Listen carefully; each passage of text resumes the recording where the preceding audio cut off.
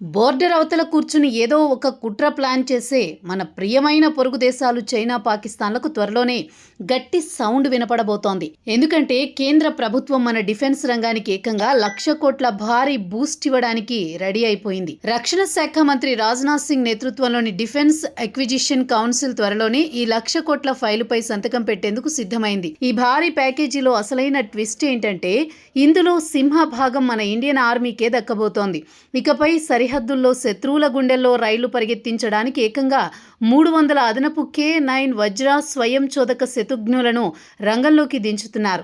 పోనీ ఇవి ఎక్కడో విదేశాల నుంచి కొంటున్నారా అంటే అది లేదు. పక్కా మేక్ ఇన్ ఇండియా బ్రాండ్, అంటే మన వాళ్లే తయారు చేసి మన సరిహద్దుల్లో పెట్టి శత్రువుల వైపు గురి పెడతారన్నమాట.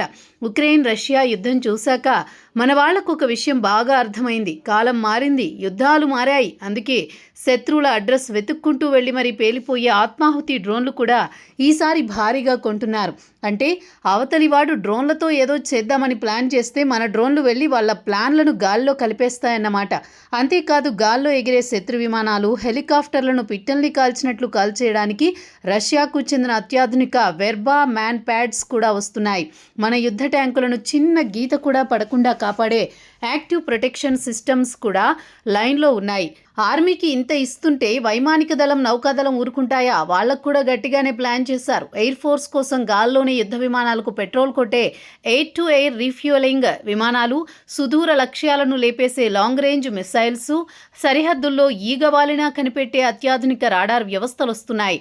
నేవీ కోసం సముద్రం కింద దాక్కుని ఏవైనా నక్క వినయాలు ప్రదర్శిస్తే పట్టుకోవడానికి అండర్ వాటర్ డ్రోన్లు, భారీ టార్పెడోలు, మనుషులు లేని అత్యాధునిక నౌకలను రంగంలోకి దించుతున్నారు.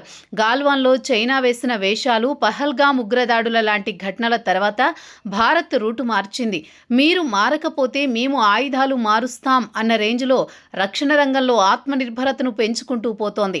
మొత్తానికి ఆ 1,00,000 కోట్ల బూస్టుతో మన సైన్యానికి ఫుల్ పవర్స్ రాబోతున్నాయి. ఇకపై మన సరిహద్దుల వైపు కన్నెత్తి చూస్తే శత్రువులకు దేత్తడి పోచమ్మగుడే అని డిఫెన్స్ ఎక్స్పర్ట్స్ గట్టిగానే హింటిస్తున్నారు.